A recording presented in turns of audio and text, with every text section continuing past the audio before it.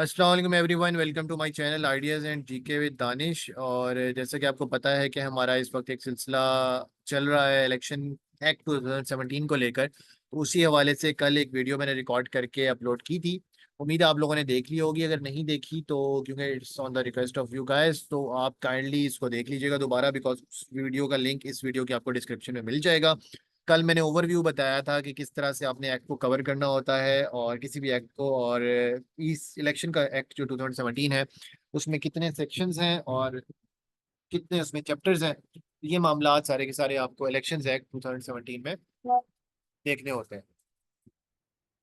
तो ये मामला आप देख रहे होंगे। तो पहले हमने पहला जो चैप्टर था, टोटल 15 चैप्टर 241 सेक्शंस हैं। तो पहला जो चैप्टर था वो हमने कल किया, जिसके अंदर हमने दो सेक्शंस जो है उनको कंप्लीट किया। पहला सेक्शन जो है शॉर्ट टाइटल एक्सटेंट और कमेंसमेंट को डील करता है, और दूसरे सेक्शन में डेफिनेशंस है। तो हमने वो पूरी डिटेल में हमने वो चीज़ें देखी।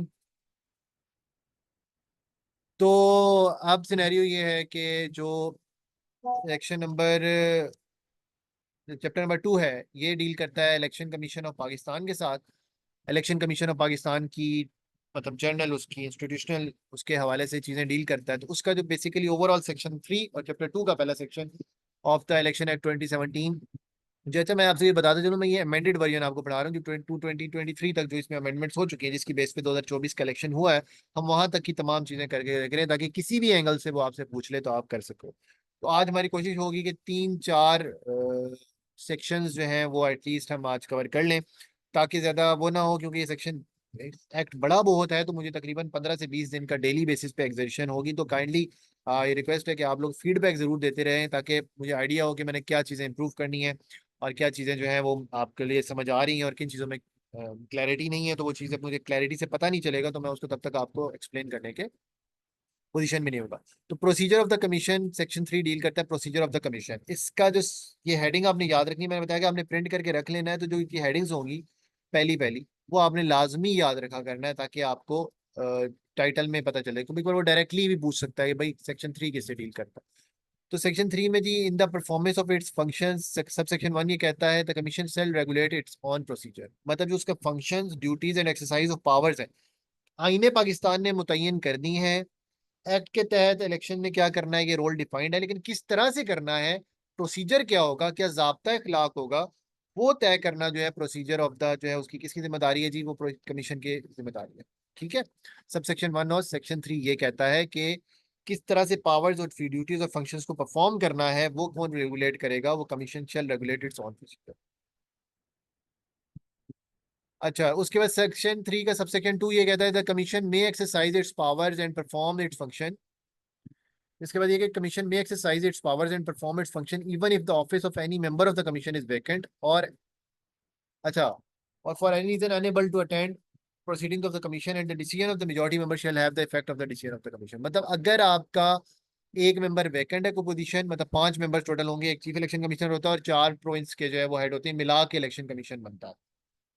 अगर मेंबर एब्सेंट है या पोजीशन वेकेंट है तो उसके बावजूद भी उसकी जो वो है क्या कहते हैं प्रोसीडिंग है वो नहीं रुकेगी, वो चलती रहेगी। और मेजोरिटी ऑफ द मेंबर जो अवेलेबल होंगे उनमें डिसाइड होगा। फॉर एग्जांपल अगर 4 हैं तो 4 में से 3 ने जो डिसाइड कर दिया वो डिसीजन माना जाएगा। तो वो डिसीजन किसका होगा, वो कमीशन का ही कंसीडर होगा।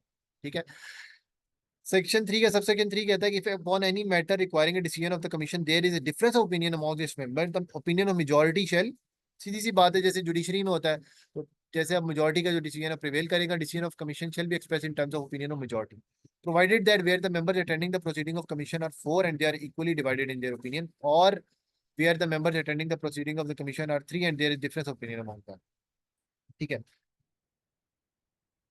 अगर वैसे मेजोरिटी डिसाइड करेगी, लेकिन अगर 4 हैं और 4 में से इक्वल डिसीजन आ गया है या 3 मेंबर्स हैं, ठीक है, और difference of opinion among them है, तो फिर वो चीज टोटल में चली जाएगी। फिर वो टोटल जो फुल बॉडी है उसके पास चला जाएगा और मैटर को पोस्टपोन कर दिया जाएगा।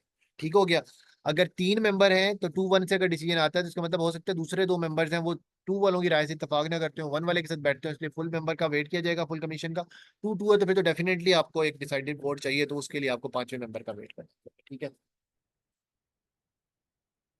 उसके बाद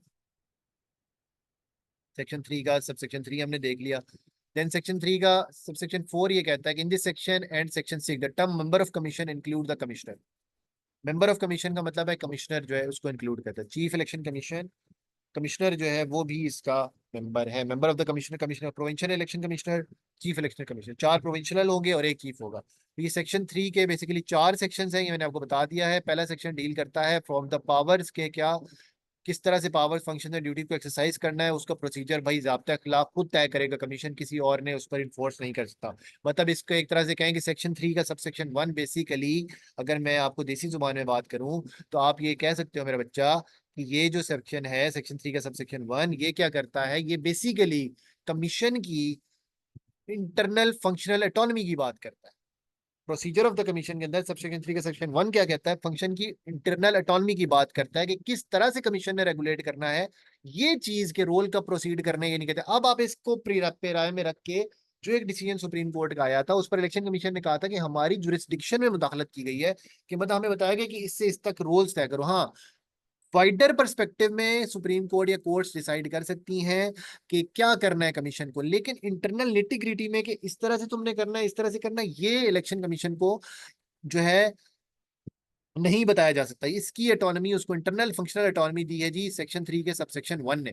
ठीक है, कि किस तरह से फंक्शंस ड्यूटी और एक्सरसाइज करनी है, पावर ये कमीशन रेगुलेट करेगा। ठीक है, तो ये बड़ा इंपॉर्टेंट पॉइंट था।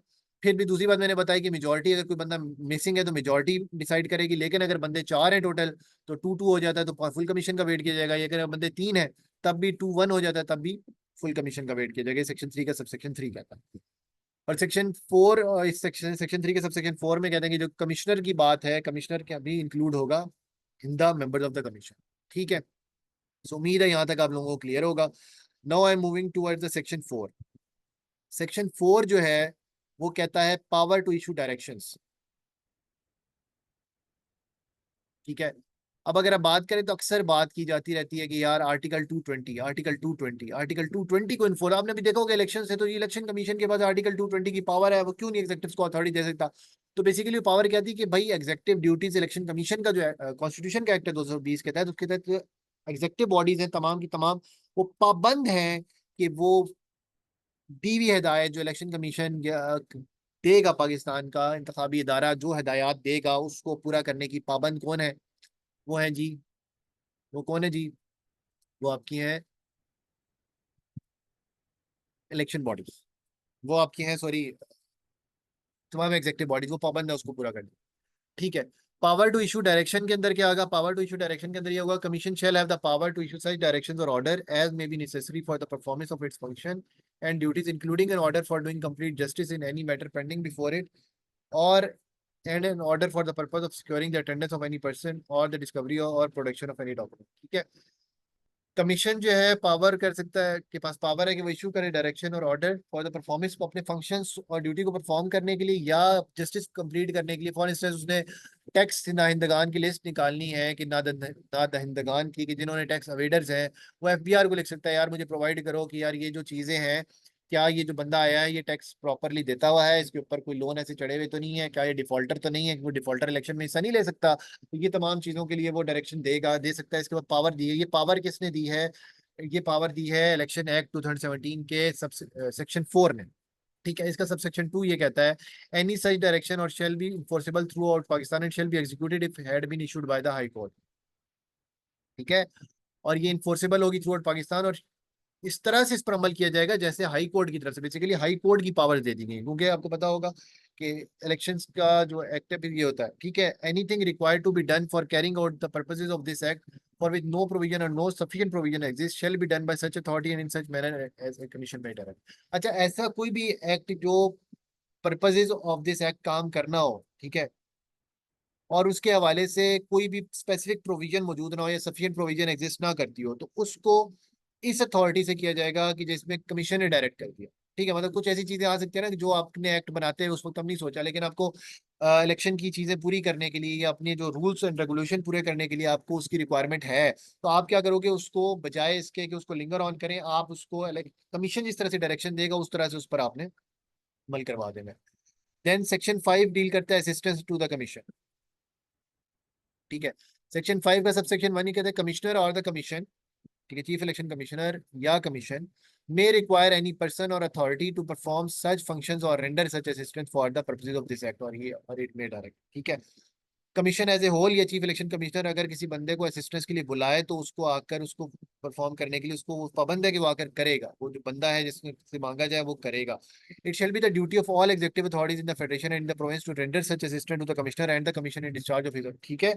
आपकी ये ड्यूटी होगी एग्जीक्यूटिव अथॉरिटी की, आर्टिकल 220 में वहां मेंशन है ब्रॉडर टर्म में। देखिए कॉन्स्टिट्यूशन में ब्रॉडर टर्म में होते हैं, नीचे रूल्स ज़ाब्ते जो होते हैं ना वो एक्ट ऑफ द पार्लियामेंट के तहत तय होते हैं, उसको सब सेक्शन जब आप पढ़ेंगे, जब अपने कोड पढ़ेंगे तो section 5 subsection 2 read with the article 220 of the constitution के हिसाब से ये बात की जाएगी कि it shall be the duty of the all executive authority in the federation and in the provinces to render such assistance to the commissioner and commission in discharge of his functions as may be required by the commission.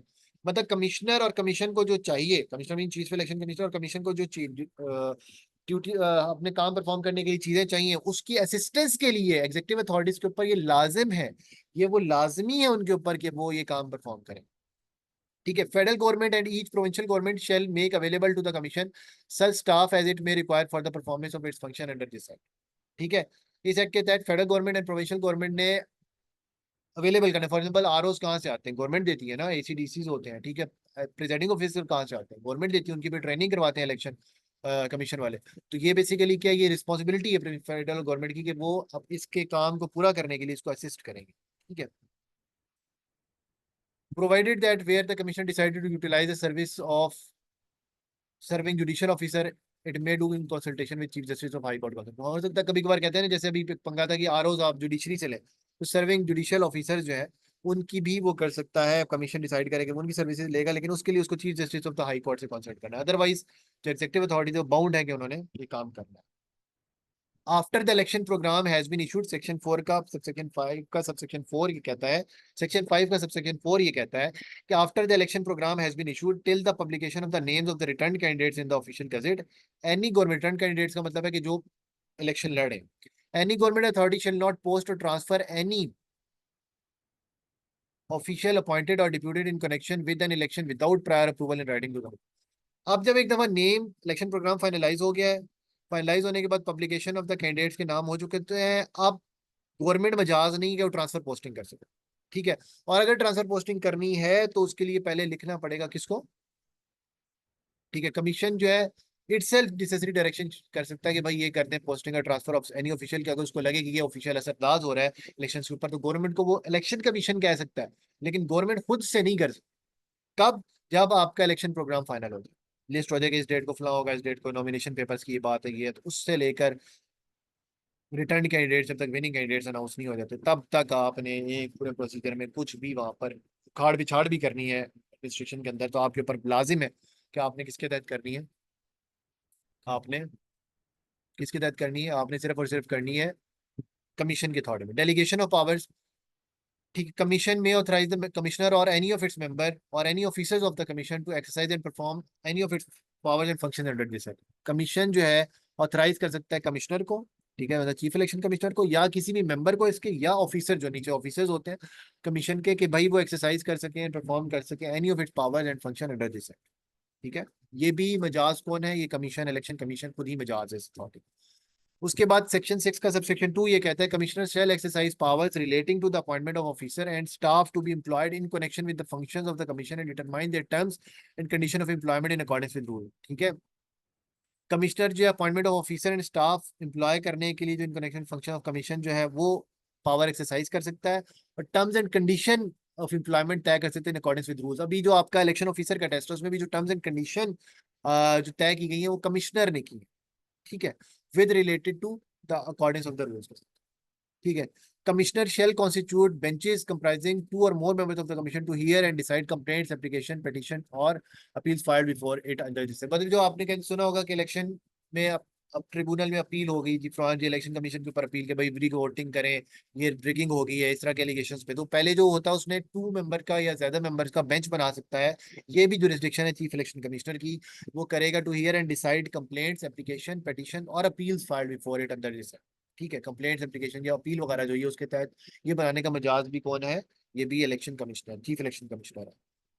उसके बाद section 6 का subsection 4 ये कहता है कि decision of bench constituted under subsection 3 shall be deemed to be decision of commission except where due difference of opinion among the members of bench the matter is place to be required before the full commission for decision under section 3। ठीक है, जहां पर अगर decision ऐसा हो कि 4 बंदे हैं और 2-2 हो गया या 2-1 हो गया है, जैसे सेक्शन 3 में डिसाइड किया गया था, तो फिर ये मैटर जाएगा फुल कमीशन के पास। अदरवाइज जो भी डिसीजन है वो मानने पर पाबंद है कौन? जो पार्टीज जिन्होंने प्लीड किया है वो पार्टीज मानने पर पाबंद है। तो अभी तक हमने सेक्शन 3, 4, 5 और 6 कर लिया है।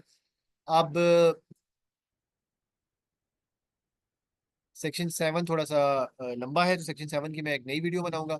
सेक्शन 7 एंड ऑनवर्ड चलेंगे। ये चैप्टर थोड़ा सा बड़ा है लेकिन मैं ऐसे ऐसे चल रहा हूँ क्योंकि ये इलेक्शन कमीशन के स्ट्रक्चर को डील करता है। तो मैंने आपको बताया फंक्शनल ऑटोनॉमी कहाँ से सेक्शन को मिलती है इलेक्शन को, इलेक्शन एक्ट के तहत सेक्शन 3 सब section 1 of the election act. अब आप जब बात कर रहे होगे ना तो आप पॉलिसीज में रेफरेंस दे के बात करोगे, तो फिर होगा डेलीगेशन ऑफ पावर्स। ठीक है, बेंच कौन बनाएगा, बेंच किसके तहत कॉन्स्टिट्यूट होता है, तो सेक्शन 6 का सबसेक्शन 3 कहता है कमिश्नर के पास पावर है कि वो बेंच कॉन्स्टिट्यूट कर सकता है। तो इस तरह से आपको चीजें पता होगी। जब आप लीगल लैंग्वेज में, कॉन्स्टिट्यूशनल लैंग्वेज में बात करोगे तो आपके पेपर में एक अलग से निखार नजर आएगा, अलग से चीज नजर आएगी। उम्मीद आपको वीडियो पसंद आई होगी। अपकमिंग सेशंस ज्वाइन करना चाहते हैं, किसी भी हवाले से कोई भी इंफॉर्मेशन लेनी है, तो नंबर भी इसी के अंदर मौजूद है, डिस्क्रिप्शन में लिखा हुआ है। इसके अलावा इससे पिछली वीडियो जो है उसका डिस्क्रिप्शन में लिंक मौजूद है, आपको मिल जाएगा। तो काइंडली इनको एक्ट वाली वीडियोस को सीरियस होकर देखें और फिर मुझे फीडबैक से आगाह करें कि आपको इसमें क्या फर्दर इंप्रूवमेंट की जरूरत है। अगर आपको कोई चीज़ पसंद नहीं आ रही, समझ नहीं आ रही, तो बता दें। और अगर कंटेंट पसंद आ रहा है, काइंडली वीडियो को लाइक कर दीजिएगा, चैनल को सब्सक्राइब कर दीजिएगा और बेल आइकन को प्रेस करना भूलिएगा। थैंक यू जी, अल्लाह हाफिज़।